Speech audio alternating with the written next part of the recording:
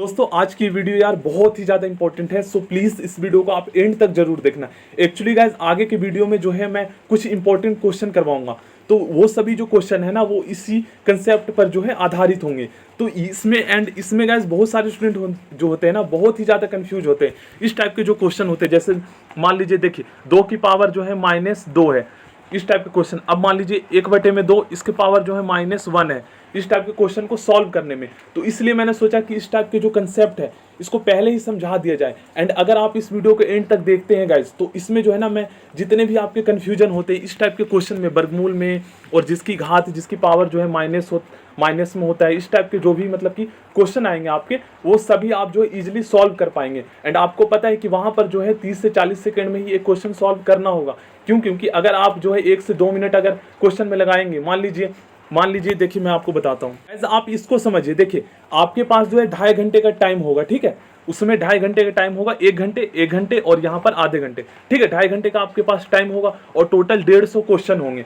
तो आपको जो है ना डिवाइड कर लेना, और 6 सब्जेक्ट है आपके, Hindi, English, math, reasoning, social study and एक सब्जेक्ट और है एंड साइंस। टोटल 6 सब्जेक्ट है, तो आपको डिवाइड कर लेना है 6 से। अगर आप 150 में भाग करेंगे 150 मिनट में, तो आपका 25 आता है। मतलब कि आपको जो है ना एक सब्जेक्ट में मैक्सिमम 25 मिनट देना है, ठीक है। अब मान लीजिए गाइस देखिए टोटल आपके 30 क्वेश्चन मैथ में पूछे जाएंगे, ठीक है, 30 क्वेश्चन पूछे जाएंगे। अब मान लीजिए कि एक क्वेश्चन करने में आप गाइस 2 मिनट लगा देंगे, तो अब यहाँ पर 30 क्वेश्चन पूछे जाएंगे तो 60 मिनट, तो 1 घंटा तो यहाँ पर आप ऐसे ही लगा देंगे। और टाइम का जो मैनेजमेंट मैंने आपको अभी बताया, मैक्सिमम आपको 25 मिनट से ज़्यादा नहीं देना। 25 मिनट में आपको लगभग हर सब्जेक्ट के 20, जिसके भी किसी के 20 पूछे जाएंगे, किसी के 25 पूछे जाएंगे और किसी के 30, तो उसमें मैक्सिमम जो आपको 25 मिनट देना है। और यहाँ पर अगर 60 मिनट लगा देंगे तो अब आप सोचिए कि फिर बाकी के क्वेश्चन कैसे कर पाएंगे। तो इसके लिए जो है ना मैं शॉर्टकट ट्रिक मतलब कि आपके लिए लेकर आया हूं, और जो मैं कंसेप्ट आपको समझाऊंगा वो शॉर्टकट ट्रिक पर आधारित होगा और ज़्यादा टाइम नहीं लगाना आपको। तो इसलिए आपको सीखना जरूरी है इस कंसेप्ट को। तो इसलिए इतनी देर से मैं आपको जो है समझाने की कोशिश कर रहा हूँ, सो डेट आप इस वीडियो को कंप्लीट देखें एंड तक।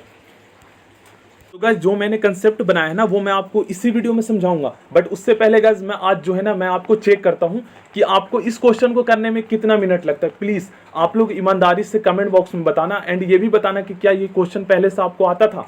एंड मैं आपको समझाऊंगा, और ये जो है ना 1 मिनट से पहले ही हम सॉल्व करेंगे, क्योंकि आपको पता है मैक्सिमम 30 मिनट से आपको ज़्यादा देना ही नहीं है टाइम। चलिए तो इस क्वेश्चन को सॉल्व करते हैं, एंड इसके बाद जो है हम कंसेप्ट सीखेंगे। तो सबसे पहले गाइज मैंने जो है ना पिछली वीडियो में मैंने आपको बताया था, वे स्टूडेंट गाइज जो स्टूडेंट नए हैं तो प्लीज़ पिछली वीडियो जरूर आप देख लेना, क्योंकि आपको कंसेप्ट जो है इतना अच्छे से समझ में नहीं आएगा अगर आप प्रीवियस वीडियो नहीं देखते हैं तो, ठीक है। तो देखिए मैंने आपको गाइज आपको सिखाया था, जैसे मान लीजिए वर्गमूल मैंने 4 लिखा, ठीक है।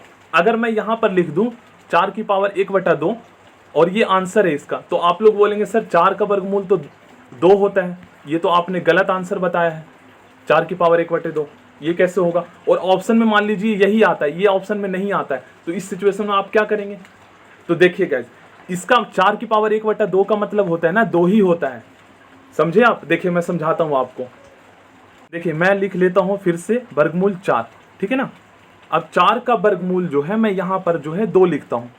अब मैंने आपको बताया था कि इसका 4 का जो है मैंने सिखाया था आपको कि अगर क्वेश्चन इस तरीके से आता है, मतलब कि वर्गमूल 4 का जो है आंसर इस तरीके से ऑप्शन में आता है 4 की पावर 1/2, तो इसका मतलब देखिए 4 का तो आपको पता है पहले से कि 4 का वर्गमूल तो 2 होता है, बट ये भी सही है। अब आपको मैं समझाता हूं कि 4 की पावर 1/2 का मतलब 2 ही होता है। अब ये कैसे होता है, तो देखिए 4 को आप इस तरीके से लिख सकते हैं। देखिए मैं इसको लिखना आपको सिखाता हूं। हमारा 4 का वर्गमूल का जो मैंने आपको आंसर बताया अपनी तरफ से 4 की पावर 1/2, ठीक है, आंसर बिल्कुल सेम है, ठीक है, 4 की पावर 1/2। बट आपको याद है कि 4 का वर्गमूल 2 होता है, तो इसको सॉल्व करेंगे तो 2 ही आएगा, तो इसलिए आपको कंसेप्ट सीखना जरूरी है। देखिए 4 को आप इस तरीके से लिख सकते हैं ना, 2 दूनी 4 लिख सकते हैं। उसके बाद हम ब्रैकेट लगाएंगे और इसका पावर यहाँ पर लिख देंगे 1/2। अब देखिए इसके बाद हम कैसे सॉल्व करते हैं, इसको इस तरीके से हम लिख सकते हैं, 1/2 हो गया। अब देखिए 2 को 2 बार मल्टीप्लाई करेंगे तो 2 का स्क्वायर हो जाएगा ना, इसकी घातें जुड़ जाती है जब हमारा आधार सेम होता है, ये भी मैं आपको समझाऊंगा। 2 की पावर 2 हो गया, तो 2 की पावर 2 यहाँ पर हम लिख सकते हैं, और उसके बाद हम ब्रैकेट देंगे और इसकी पावर 1/2 है, तो 1/2 यहाँ पर हम लगा देंगे, क्योंकि 2 की पावर 2 मतलब 4 होता है, जैसे मैंने यहाँ पर लिख रखा है, ठीक है।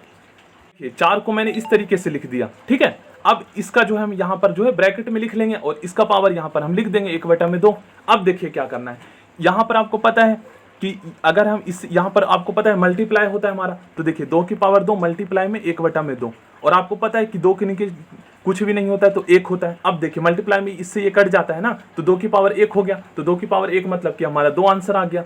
तो आया ना, 4 का वर्गमूल 2 होता है, और 4 का वर्गमूल मतलब 2 होता है, और उसका आंसर मैंने यहाँ पर ये लिखा था 4 की पावर 1/2। मैंने बोला था कि ये भी सही होगा, इसको सॉल्व करेंगे तो आपका 2 आएगा, तो 2 आ गया ना, ठीक है। तो ये है कंसेप्ट। चलिए अब हम इसको समझते हैं। इसको आप ईमानदारी से बताना कि मैंने जो आपको अभी समझाया, इससे पहले आप बताना कि इसको सॉल्व करने में कितना मिनट लगा आपको और क्या ये पहले से आता था। चलिए इसको सॉल्व करते हैं।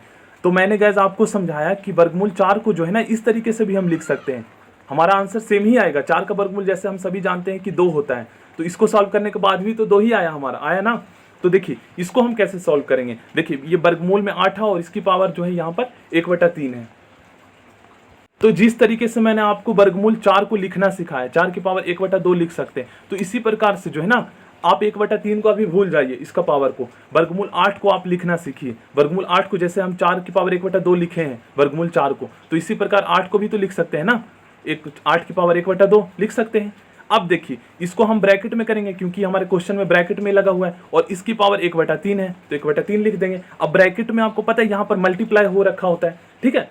तो ब्रैकेट जब हम हटाएंगे तो इसकी पावर जो है वो मल्टीप्लाई हो जाएगा। तो देखिए नेक्स्ट स्टेप में हम क्या करेंगे, 8 की पावर हमने 1/2 लिखा था, इसको हमने सिंप्लीफाई किया था। अब इसका पावर जो है मल्टीप्लाई हो जाएगा, क्यों, क्योंकि हमने ब्रैकेट हटा दिया, ठीक है। ये 3 है। अब देखिए इससे ये मल्टीप्लाई हो जाएगा, तो 8 की पावर 1/6 हो जाएगा ना, 8 की पावर 1/6। अब देखिए हम 8 को जो है ना सिंप्लीफाई करेंगे, थोड़ा फैक्टर करेंगे इसको। हमारा मल्टीप्लाई करने के बाद क्या आया था, 8 की पावर 1/6, इसकी पावर को मल्टीप्लाई। अब 8 को हम फैक्टर करेंगे तो इस तरीके से लिख सकते हैं ना, 2 दूनी 4, 4 दूनी 8, इस तरीके से लिख सकते हैं, बिल्कुल लिख सकते हैं। मैंने फैक्टर करना आपको पिछली वीडियो में सिखाया है।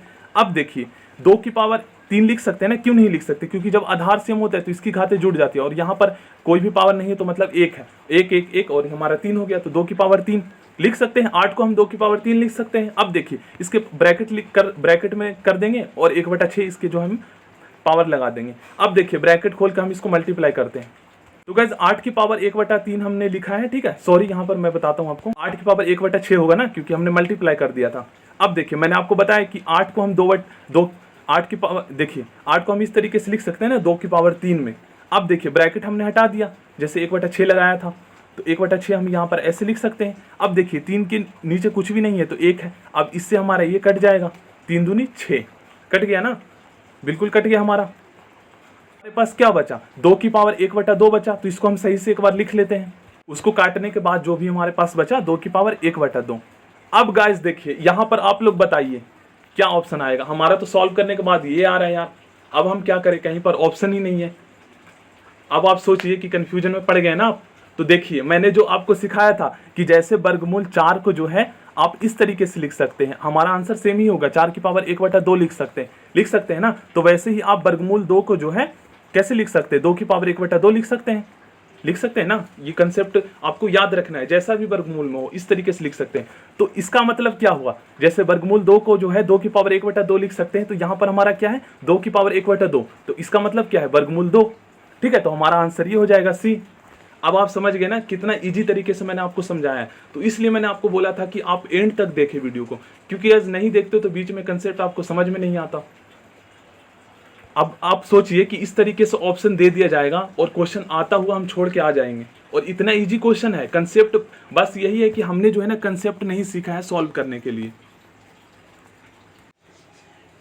चलिए तो कंसेप्ट नंबर 1 सीखते हैं, फर्स्ट कंसेप्ट सीखते हैं। देखिए पहला कंसेप्ट हमारे ये है ना कि कितनी भी बड़ी संख्या हो, अगर उसकी पावर जो है ना 0 होगी तो वो संख्या हमेशा 1 होता है।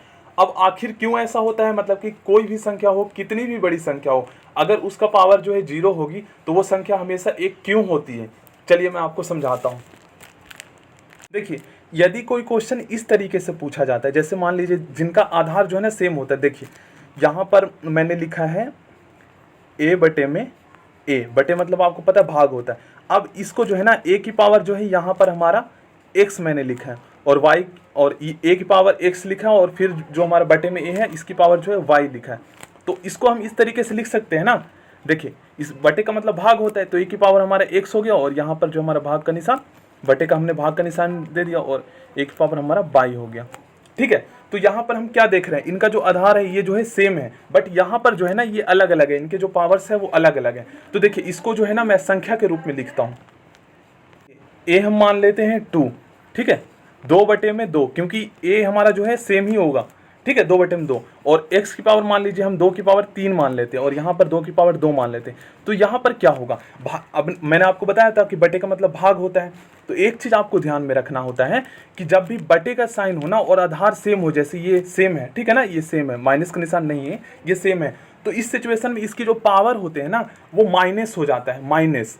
तो हम 1 टाइम लिखते हैं, जैसे यहाँ पर जो है ना आपको 2 1 टाइम लिखना है, क्योंकि ये दोनों सेम है, और पावर्स जो इसके जो घात है वो माइनस हो जाएगा। तो मतलब कि x माइनस वाई, तो x हमारा जो है ऊपर 3 है, और y हमारा जो यहाँ पर पावर इसके 2 है, तो 3 में से 2 गया 1, तो 2 की पावर देखिए 2 की पावर x माइनस वाई मैंने किया था ना, ठीक है, मैंने ये करा था। तो 2 की पावर हमने पहले तो ऊपर में हमने लिखा था 3, 2 की पावर 3 लिखा था, ठीक है, और एक बार ही आपको ये लिखना, और y जो हमने इस तरीके से लिखा था, देखिए दिखाता हूँ, इस तरीके से हमें लिखना है। अब मैंने आपको बता दिया है पहले, ठीक है, कि जब भी भाग हो रहा होता है ना और इनके जो आधार जो सेम होते हैं, तो इस सिचुएशन में हमें क्या करना होता है, एक बार हमें 2 लिखना होता है, कोई भी संख्या हो, चाहे 5 हो तो 5 लिखना होता है एक बार, और इसकी जो घातें होती है वो माइनस हो जाती है। तो 3 में से 2 गया हमारा 1 आया, तो इसका मतलब तो हमारा 2 की पावर 1 का मतलब यहाँ पर जो है 2 ही हो गया हमारा आंसर, ठीक है। बट अगर वे संख्या जिसकी पावर जो है 0 होती है, तो वो संख्या हमेशा 1 क्यों होता है, उसका मान हमेशा 1 क्यों होता है, तो इसी से हमें समझ में आएगा, इसी कंसेप्ट से हम इसमें क्या करेंगे, इनके जो पावर है ना हम सेम ही रख देंगे। कैसे रखेंगे देखिए बताता हूँ। देखिए इस क्वेश्चन को हमने किया तो इसका मान जो है 2 की पावर 1 आया था, तो हमारा 2 आंसर आया था। तो यहाँ पर हमने घात क्या रखा था, ऊपर में हमने 3 रखा था और नीचे में 2 रखा था। अब देखिए वो कंसेप्ट इस वाले क्वेश्चन से आपको समझ में आएगा। 2 की पावर अगर मान लीजिए मैं 2 रखता हूँ और नीचे भी 2 की पावर मैं 2 रखता हूँ, तो इस सिचुएशन में क्या होगा आपको पता है कि हम इस तरीके से लिखते हैं इसको, एक बार हम 2 लिखते हैं और ऊपर की घात जो है हमारा माइनस हो जाता है, भाग में जब होता है तो 2 - 2, तो 2 की पावर जो है यहाँ पर 2, देखिए 2 लिखा यहाँ पे और 2 में से 2 गया 0, तो 2 की पावर 0 का मतलब क्या हुआ यहाँ पर, अब आप समझिए 2 की पावर 0 का मतलब यहाँ पर इसका आंसर 1 आएगा। बट आप सोच रहे होंगे सर आपने तो हमें कंफ्यूज कर दिया, 1 कैसे आया, 2 की पावर 0 मतलब 1 कैसे आया, यहाँ पर तो कहीं पता नहीं चल रहा। तो देखिए मैं आपको समझाता हूँ, इसको सॉल्व करके मैं समझाता हूँ। 2 की पावर 1 ही आएगा, ठीक है, बस इसको आप देखिए वीडियो के एंड तक। तो सबसे पहले जो है मैं इसे इरेज करके जो है ना, इन सभी को इरेज करके जो है एक बार फिर से जो है मैं इसको लिखता हूँ, इस क्वेश्चन को, ठीक है। इसको सॉल्व करने के बाद जो है मैंने 2 की पावर 0 लिखा था, 2 की पावर 0 आया था हमारा, क्योंकि 2 में से 2 हमारा घात घट गया था, तो 2 की पावर 0 आया था, और मैंने आंसर जो है मैंने आपको बताया 1 आया। तो बट अभी तक जो है मैंने ये प्रूव नहीं किया कि कैसे आया ये, क्योंकि मैंने तो आपको ऐसे ही बता दिया, ठीक है, बट आप तो अभी नहीं समझे। तो देखिए इसको हम इस तरीके से भी तो लिख सकते हैं ना, 2 को 2 बार हम मल्टीप्लाई कर सकते हैं ना ऊपर में, क्योंकि 2 की पावर 2 मतलब है 2 टाइम मल्टीप्लाई, 2 की पावर 2 मतलब 2 टाइम मल्टीप्लाई, और नीचे भी 2 की पावर 2 है मतलब कि 2 की घात 2 है, तो 2 बार मल्टीप्लाई। अब देखिए इसको हम इससे काट देंगे, ठीक है, 2 एकम 2, 2 एकम 2, 1, इसको हम इससे काट देंगे, 2 एकम 2, 2 एकम 2, ठीक है, 1, तो 1 को 1 से मल्टीप्लाई करेंगे 1, तो इसका आंसर क्या आएगा, इसको इससे मल्टीप्लाई कीजिए, 2 एकम 2, 2 एकम 2, 1, तो आंसर हमारा 1 आया ना। और 2 की पावर 0 जब हम इसको मतलब कि हमने जब इसको सॉल्व किया था, 2 की पावर 2 में से 2 की घात 2 जो हमने घटाया था, इसकी घात को घटाया था, तो 0 आया था। तो मैंने आपको ऐसे ही बता दिया था कि 1 आया आंसर, बट मैंने आपको ये नहीं प्रूव करके नहीं दिखाया था कि इसका आंसर 1 कैसे आया। देखिए अब मैंने आपको प्रूव करके दिखा दिया, ठीक है ना, तो अब आप समझ चुके हैं। इस तरीके से कितनी भी बड़ी संख्या हो, इसका मान जो है ना हमेशा 1 ही होता है, ठीक है, बस इस तरीके से करने की ज़रूरत है, क्योंकि स्टूडेंट को जो है ना बताया नहीं जाता है अच्छे से, मतलब कि समझाया नहीं जाता है कि आखिर ऐसा होता क्यों है, ठीक है। तो आज आप लोग समझ गए होंगे। तो मैंने क्या लिखा था, 144 की जो है पावर मैंने 0 लिखा था, और इसका आंसर जो है मैंने 1 लिखा था। तो इतनी बड़ी बड़ी संख्या, कितनी भी बड़ी संख्या हो, उसकी पावर 0 हो तो हमेशा आप 1 लिख दीजिएगा, क्योंकि इतने बड़े क्वेश्चन को आप सॉल्व करने से क्या फ़ायदा, क्योंकि सॉल्व करेंगे तो आंसर वही आएगा। जैसे मैंने अभी आपको जो है छोटी संख्या से मैंने इसको समझाया कि 1 कैसे आता है। बाकी गाइस आप लोग जो है ना इसका स्क्रीनशॉट ले सकते हैं, ये मैं जो है ना नेक्स्ट वीडियो में इस कंसेप्ट को सिखाऊंगा जितने भी ये, बट आप लोग जो है ना ट्राई करना, इसको समझने की कोशिश करना। मैंने बहुत ही जो है ना मतलब अच्छे तरीके से समझाने की कोशिश की है। देखिए इससे ये कट गया तो हमारा आंसर 2 आया। इसी प्रकार जो है यहाँ घनमूल से 3 से जो है इसकी पावर 2 की पावर 3 से जो है ये हमारा घनमूल कट गया तो आंसर 2 आया। ठीक है, इस तरीके से 2 से 2 कट गया। तो ठीक है, इसका आप स्क्रीनशॉट ले लीजिए और ये समझ के आइएगा। ठीक है, नेक्स्ट वीडियो में मैं आपको इसी से क्वेश्चन करवाऊंगा और नेक्स्ट वीडियो में आपको समझाऊंगा भी। So thank you, next video मिलते हैं, चैनल को सब्सक्राइब कर लीजिएगा।